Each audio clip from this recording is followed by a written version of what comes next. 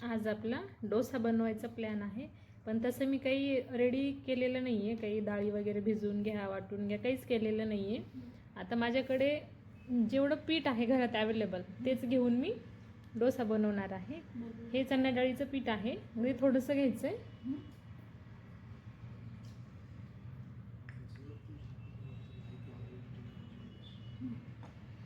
हे ज्वारीचं पीठ आहे आणि हे गव्हाचं पीठ. चणा डाळीचं पीठ जेवढं घेतलं त्यापेक्षा दुप्पट गव्हाचं पीठ आहे आणि गव्हाच्या पिठापेक्षा जास्त ज्वारीचं पीठ आहे.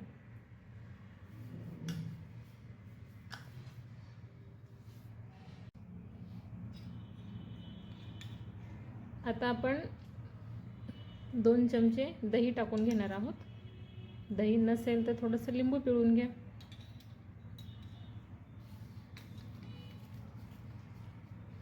आता काही मसाले, तर हे आहे 2-3 हिरवी मिरची, 2-3 लसणाच्या पाकळ्या आणि जिरे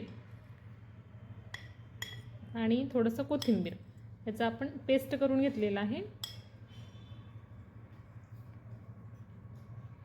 थोडीशी हळद आणि हे थोडंसं गरम मसाला आहे, ऑप्शनल आहे, आणि चवीपुरतं मीठ.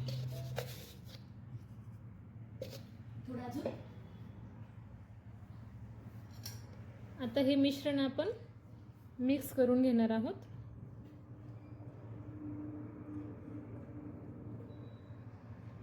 अगदी पौष्टिक आणि कमी वेळेमध्ये डोसा तयार होईल आपला.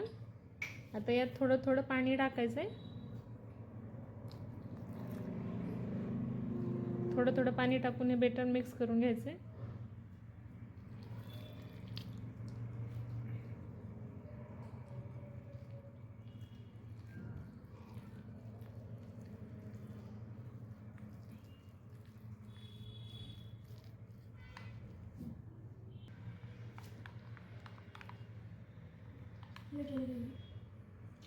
या पिठामध्ये बिलकुल गाठी वगैरे राहिल्या नाही पाहिजे. छान मिक्स करून घ्यायचं आहे.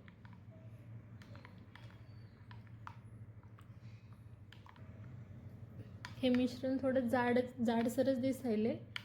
आपण आणखी पाणी ॲड करू.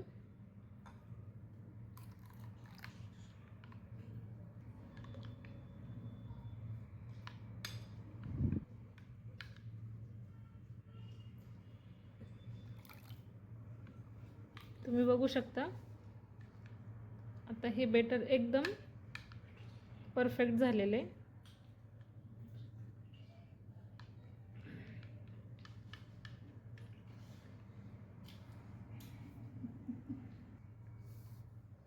आता हे मिश्रण आपण 5-10 मिनिटासाठी झाकून ठेवूया आणि तोपर्यंत पॅन गरम करून घेऊ.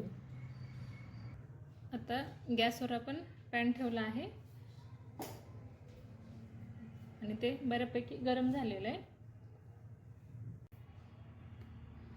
आता आपण तव्यावर तेल टाकून घेणार आहोत. तेल टाकून ते पसरून घ्यायचे सगळीकडे आपल्याला छान.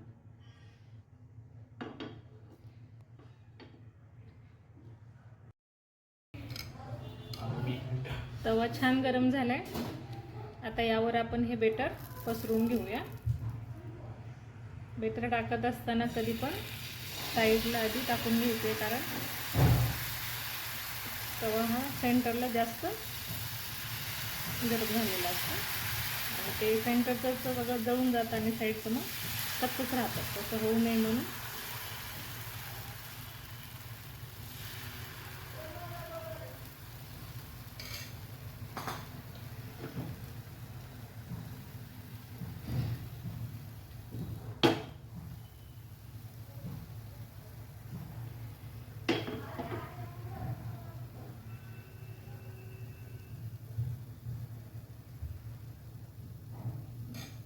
डोसा पसरून झाला आहे आपला.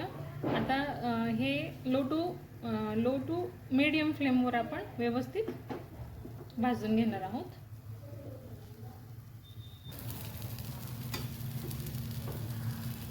दोन तीन मिनिटे झाल्यानंतर तुम्ही बघू शकता एक साईडला डोसा पूर्ण भाजलेला आहे. आता आपण हे पलटून घेणार आहोत.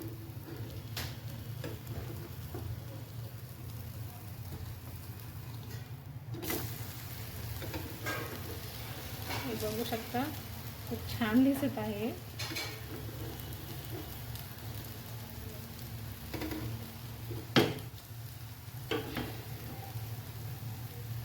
आता परत आणखी कमी हिटवर आपण हे भाजून घेणार आहोत. आणि हे आता आपण परत पलटून घेत आहोत. छान झाला आहे. आता शिजलं व्यवस्थित आणि कलर पण अगदी मस्त आलेला आहे. आता यावर हवं तर तुम्ही सॉस वगैरे पण टाकून खाऊ शकता. आणि माझ्याकडे चटणी आहे ग्रीन, ती चटणी मी याच्यावर लावून घेत आहे.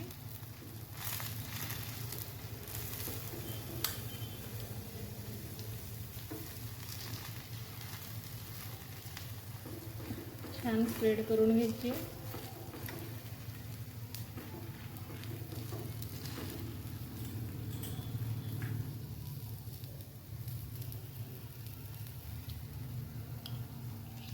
आणि त्यावर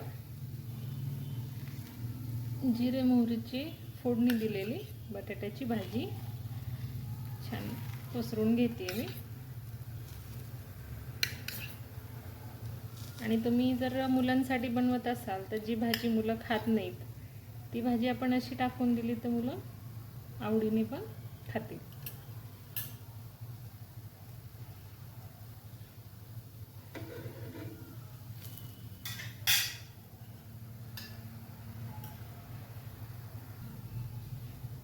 आता आपण हे काढून घेऊया. छान कडक पण झालेलं आहे आणि कलर पण बघू शकता किती सुंदर आहे. तर आपण आता हे काढून घेऊया.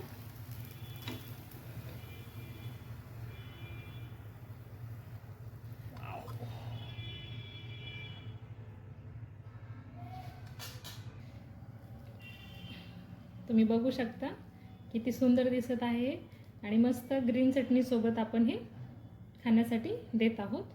गरमागरमच खायचं आहे. कशी वाटली रेसिपी? ट्राय करा, शेअर करा, सबस्क्राईब करा. थँक्यू.